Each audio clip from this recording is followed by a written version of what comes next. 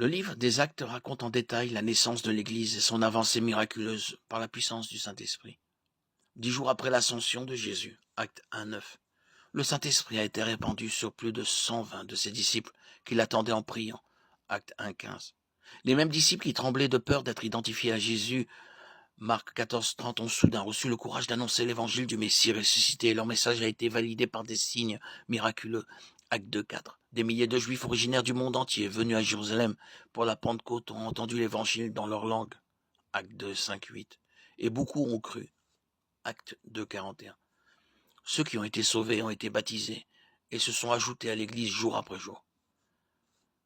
Quand la persécution a éclaté, les croyants se sont éparpillés en portant le message de l'Évangile avec eux, si bien que l'Église s'est rapidement étendue dans tout le monde connu de l'époque. Acte 8:4. L'Église est née parmi les Juifs de Jérusalem, mais elle s'est rapidement étendue à d'autres groupes ethniques.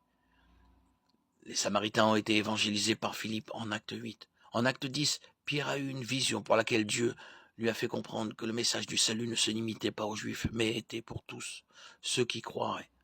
Acte 10, 34-35. Le salut de l'eunuque éthiopien, Acte 8, 26-39, et du centurion romain Corneille, Acte 10, ont convaincu les croyants juifs que l'Église de Dieu était plus vaste qu'ils ne le pensaient. L'appel miraculeux de Paul sur le chemin de Damas, Acte 9, 1-19, a posé le cadre d'une avancée encore plus grande de l'Évangile parmi les non-juifs. Romains 15, 16, 1 Timothée 2, 7. Les paroles prophétiques de Jésus à Pierre avant la crucifixion se sont avérées vraies. Malgré la persécution et l'opposition du séjour des morts, l'Église devient toujours plus forte. Apocalypse 7, 9 offre un aperçu de sa destinée. Après cela, je regardais, je vis une foule immense que personne ne pouvait compter. C'étaient des hommes de toute nation, de toute tribu, de tout peuple et de toute langue. Ils se tenaient debout devant le trône et devant l'agneau.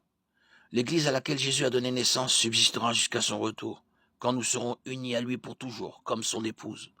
Jean 14, 3, 1 Thessaloniciens 4, 16, 17, Éphésiens 5, 27, 2 Corinthiens 11, 2, Apocalypse 19, 7.